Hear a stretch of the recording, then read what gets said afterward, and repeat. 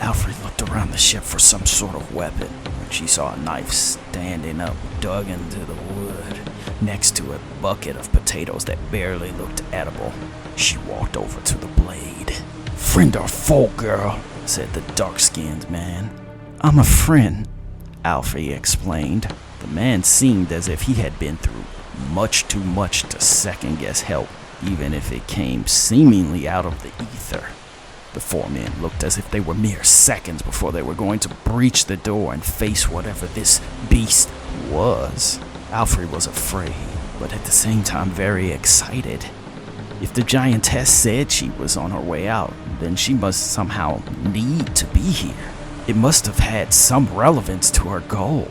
The four men kicked in the wooden door. They housed the hard looks of men that were so resigned to their course they would not be deterred, but what they saw inside broke their ironclad looks of resolve. The room looked like a captain's quarters, but the walls were decorated with blood and death. Webs as thick as ropes crisscrossed the room, and body parts dangled like ornaments. Pieces of men were eternally suspended in air, their faces placid, locked in their final emotions before they expired.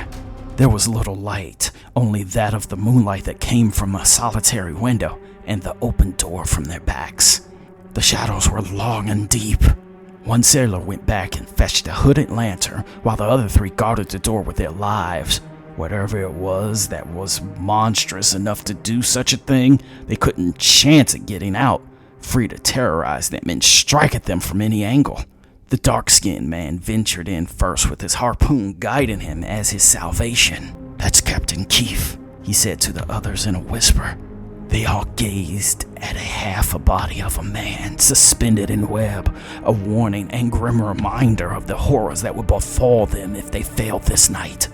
The shadows gathered and menaced. From a darkened corner of the room, a long, spindly black leg moved. The crew and Alfre turned to face the thing. The seaman with the hooded lantern cautiously moved to face the darkness. When light touched the dark, there was nothing there but blood and gore. They looked at the nothing with fear greater than if they found a monster. Their minds could conjure images of doom far more terrifying than what reality could. The man with the lantern began to speak. "Where is it?"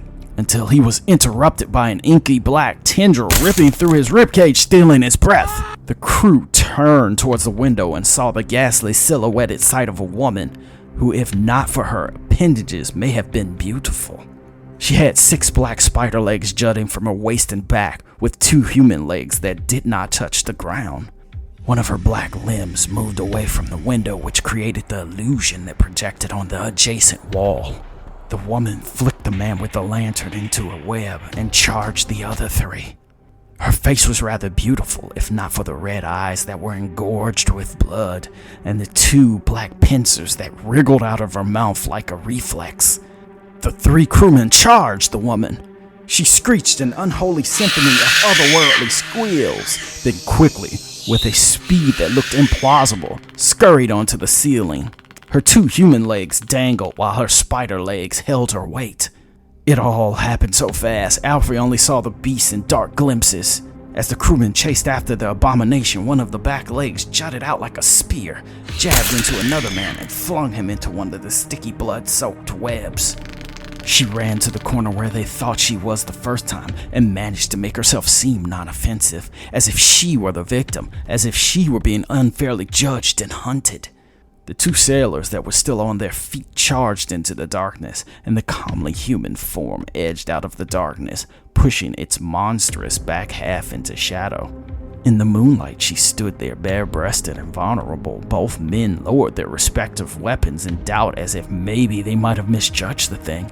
Maybe she were just as much a victim of this as the others. Alfre walked over to the man who struggled in the web, attempting to cut him free. But the blood of his wound flowed so freely it seemed as if death was an inevitability at this point. She turned in horror when she saw the other 2 sailors locked in doubt, hypnotized by the creature's otherworldly beauty. As she rose, the dark-skinned man was leaning in close as if to kiss the woman, who was just a victim herself. "No!" Alfre said, standing to attention. Before the crewman could act one way or the other, the Spider-Woman revealed her nature. She was never the victim, never the prey. Her beautiful female shell just another lure as surely as the web. The beast kissed the sailor and her dark black fangs sunk into the insides of his mouth and ejected him with venom. Before he could stop to wonder why, he fell on the ground convulsing, then stopped moving altogether, paralyzed. Alfre charged into the beast, as the lone sailor managed to stab into the creature's gut. It squealed, but grabbed him with her two human arms and pushed him down violently. As Alfre raised her blade and looked deeply at the beast, she stopped, transfixed with her appearance, though not lost to lust, but to memory. The beast was her sister. The monster stopped just as surely as she did, as if it were grappling with the same conflict of morality as she was. "Kill it, girl," said the sailor, who righted himself and pulled his saber to hand. "Wait," Alfre yelled with frustration.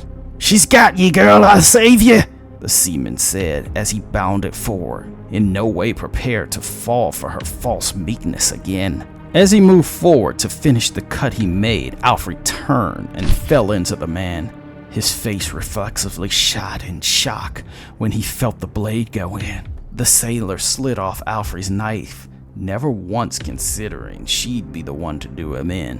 He fell and died after 5 or 6 breaths. Alfre wanted to say she was sorry, that she didn't mean it, but who was that for now? That would only be play acting to satisfy her own conscience. She half turned, and her sister was even closer than she was before, stepping much further into her personal space than she was accustomed to.